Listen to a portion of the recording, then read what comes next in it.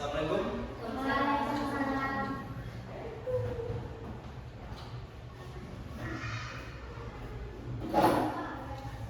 Kelas siapkan. Ya. Syabda, maka, dakra. Assalamualaikum warahmatullahi wabarakatuh. Bismillahirrahmanirrahim. Alhamdulillahirabbil alamin. Arrahmanirrahim. Maliki yaumiddin. Iyyaka na'budu wa iyyaka nasta'in.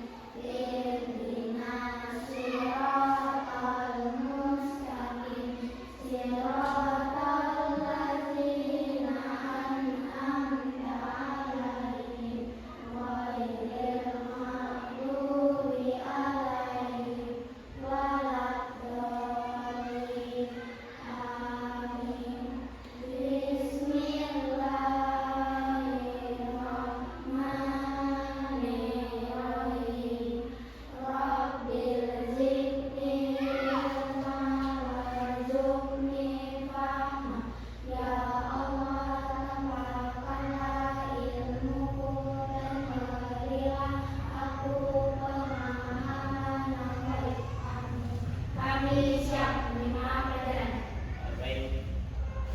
Sebelum kita belajar, tanya dulu. Ada yang tidak masuk hari ini? Hadir semua, Pak. Hadir semua. Baik.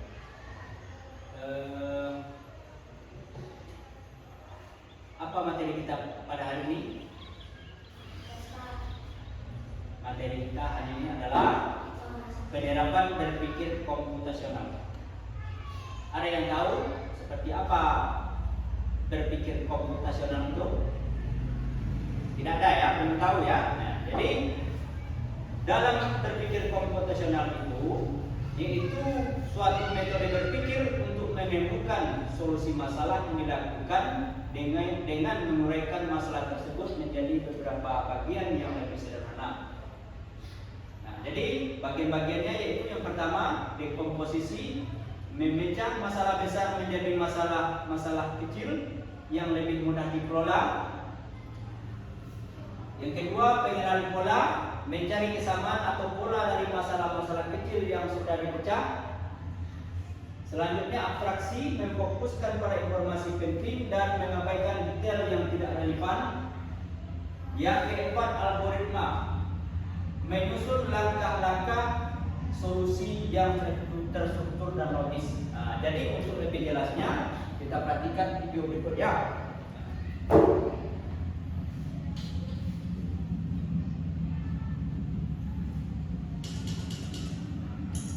Pengenalan computational thinking.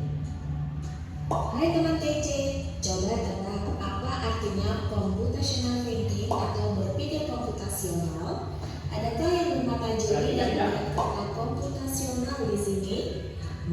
Jadi mungkin ada hubungannya dengan komputer ya? Iya, betul sekali. Cuma buat kamu yang sudah menebak dengan benar. Berpikir komputasional adalah proses berpikir untuk menyelesaikan masalah dengan efektif dan efisien. Dalam ilmu komputer, proses berpikir ini dilakukan sebelum mulai menulis coding atau pemrograman. Jika sudah direncanakan dengan baik, maka coding yang ditulis akan sesuai dengan kebutuhan dan dapat diselesaikan dengan cepat dan tepat. Tapi ternyata berpikir komputasional juga bisa dilakukan tanpa komputer dan tanpa internet loh. Malah sebenarnya kita pun sudah menerapkannya dalam kehidupan sehari-hari, mulai dari menggosok gigi, mencatat ringkasan pelajaran, hingga menyiapkan tas untuk sekolah besok. Wah, kalau kita sudah bisa menerapkannya setiap hari, berarti kita semua sudah mahir dong. Belum tentu. Contoh-contoh tadi kan menerapkan berpikir komputasional pada masalah yang sederhana. Masih banyak nih masalah yang kalkulator keuangan bulanan, apa yang harus dilakukan kalau kamu tersesat di tempat baru, hingga memilih jurusan dan karir. Lalu yang lebih penting lagi, ketika kamu dewasa nanti, kamu akan menghadapi era industri 4 dan bahkan 5. Di sini kamu perlu kecepatan untuk memanfaatkan dunia digital, mulai dari mencari dan memilah informasi yang kamu perlukan, hingga menggunakan informasi itu untuk membuat keputusan penting dalam hidupmu. Menghadapi masalah kompleks kehidupan di masa sekarang dan masa depan ini mirip seperti merencanakan coding yang sudah dibahas sebelumnya. Kuncinya adalah memahami masalah dengan tuntas dan mencari cara menyelesaikan yang efektif dan efisien. Nah, kalau begitu, bagaimana agar kita bisa berpikir komputasional? Sekarang kita bahas ya 4 landasan dari berpikir komputasional. Yang pertama, dekomposisi. Dekomposisi artinya membagi masalah kompleks ke bagian yang lebih kecil agar mudah diselesaikan. Misalnya kamu ditunjuk jadi ketua panitia lomba 17-an, maka untuk memudahkan pelaksanaan, kamu bisa menunjuk panitia bagian acara, konsumsi, publikasi, keamanan, dan lainnya. Yang kedua, pengenalan pola. Artinya mencari kesamaan dan pola di antara bagian-bagian masalah kompleks yang sudah dipecah. Misalnya kamu hendak melipat dan menyimpan jemuran di rumah, maka kamu perlu bisa mengenali jemuran milik ayah, ibu, kamu, adik, dan milik bersama seperti spray, handuk, dan lainnya. Ini karena jemuran-jemuran itu perlu disimpan di tempat yang berbeda. Yang ketiga, abstraksi. Artinya fokus pada informasi yang penting saja, mengabaikan detail yang tidak diperlukan. Misalnya kamu hendak menceritakan pengalamanmu berwisata ke luar kota.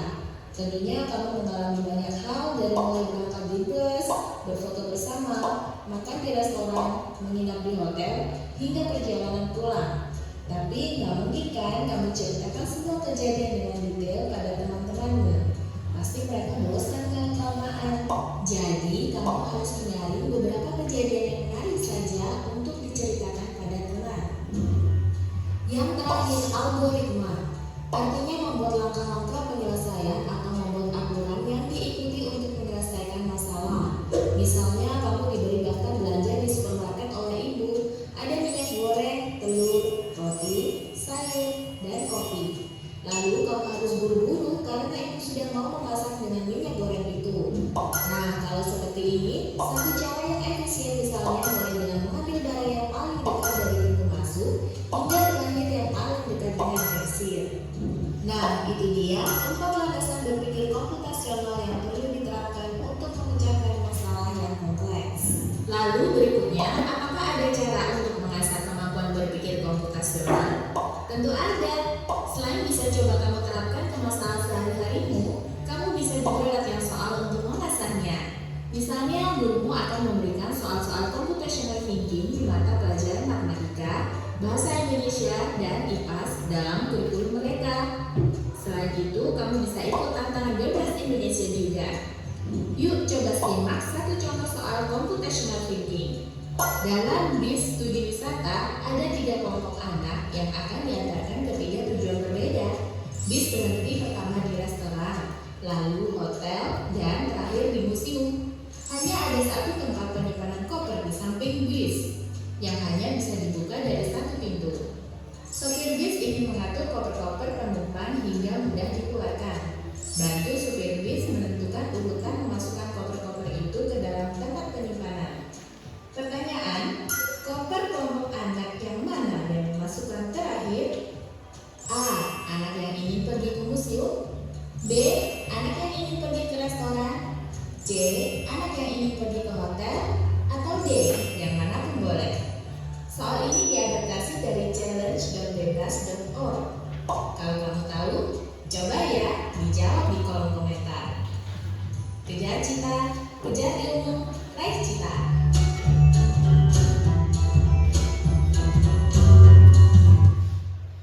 Jadi itu tadi ya pengertian dari cara berpikir komputasional. Jadi Bapak kasih sebuah pertanyaan. Seperti ini contohnya. Bagaimana cara membersihkan kamar tidur yang sangat berantakan? berantakan dengan menggunakan 4 pilar tadi. Nah, yang pertama yaitu dekomposisi ya, memecah tugas membersihkan kamar menjadi bagian-bagian kecil. Misalnya membuang sampah, merapikan buku, menyapu lantai, membersihkan debu. Nah, jadi dibagi-bagi menjadi bagian-bagian kecil, itu namanya dekomposisi. Yang kedua yaitu pengenalan pola. Mengenali bahwa ada beberapa barang yang perlu dirapikan ke tempatnya.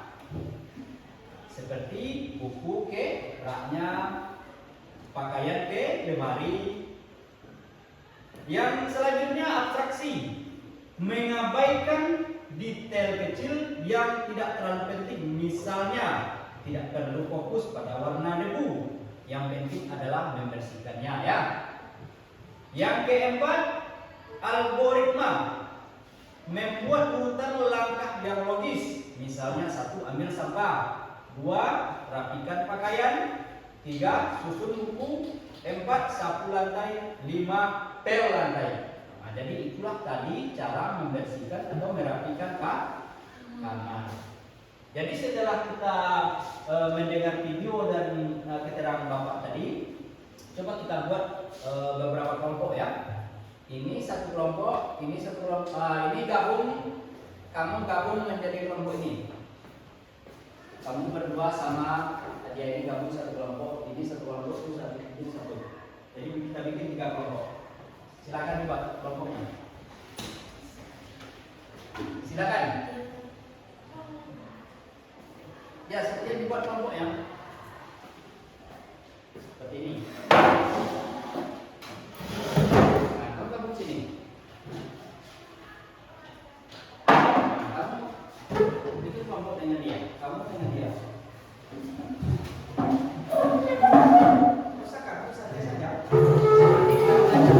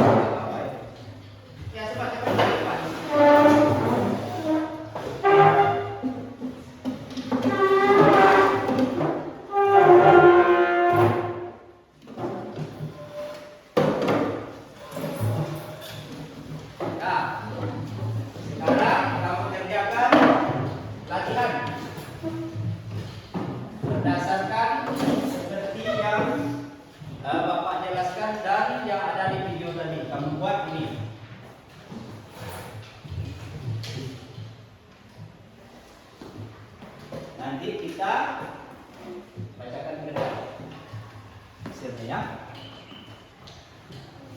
Mana penanya? Ambil penanya. Ambil. Satu penanya ambil.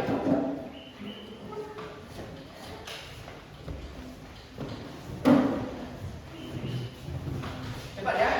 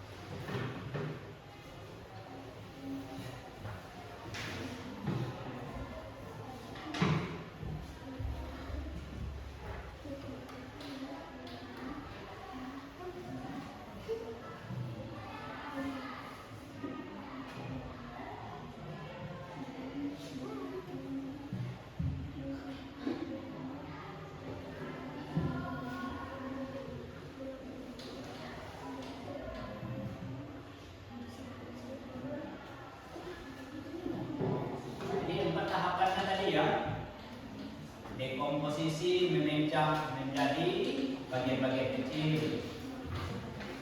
Apa bagian-bagian kecilnya?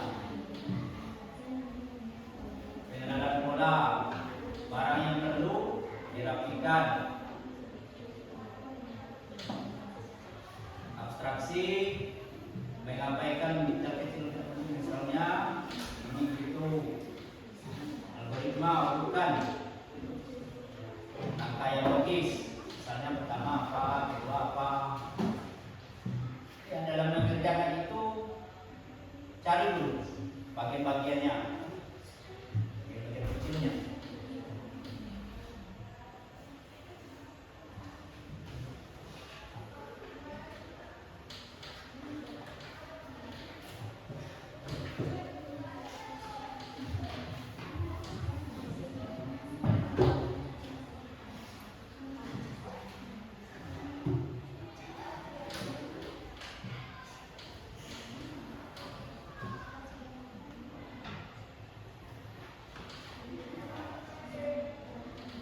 Lima menit lagi ya.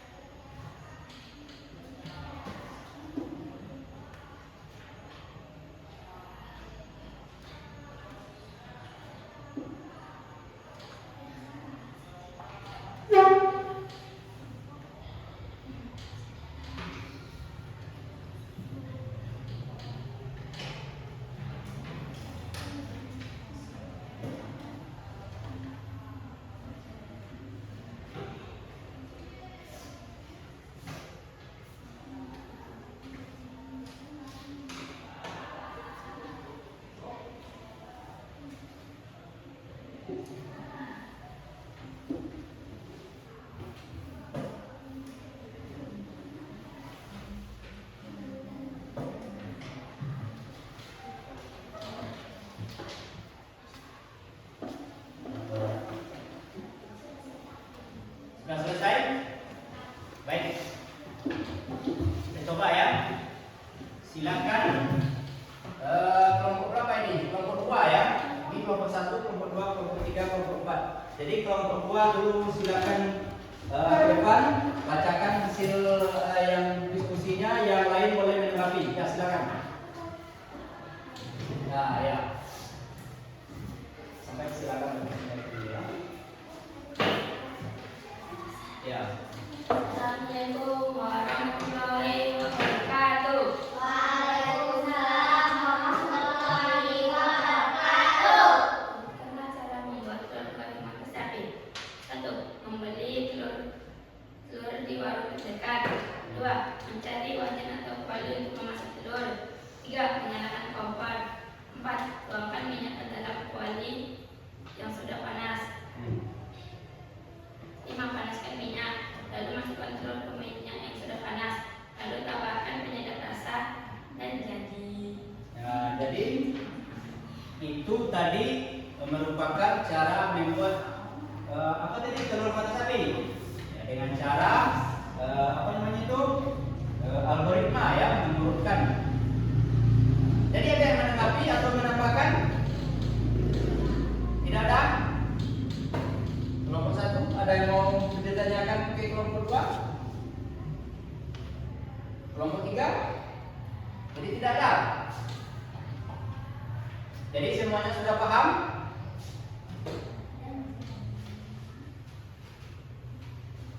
Nah, ya, silakan duduk dulu. Jadi itu tadi adalah contoh 1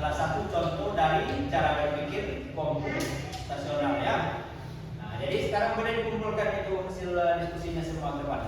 Dan kembali ke bentuk tempat duduknya semula. Ya, silakan dikumpulkan.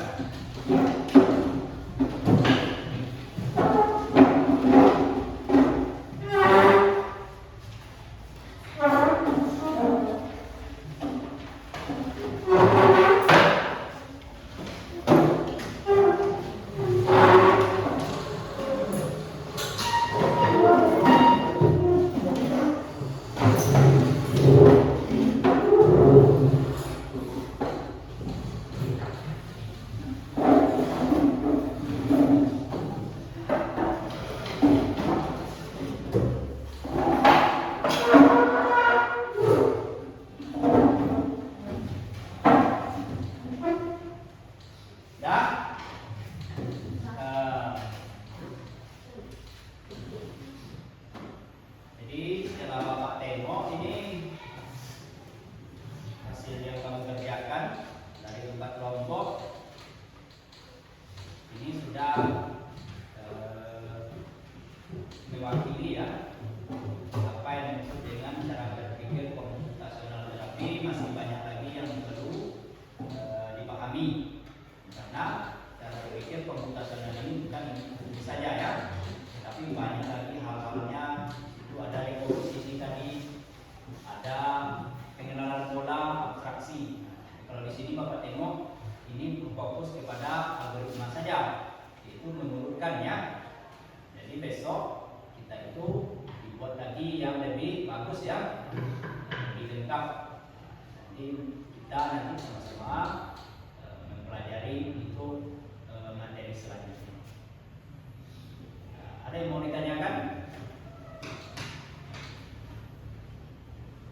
Kira-kira ada yang mau ditanyakan?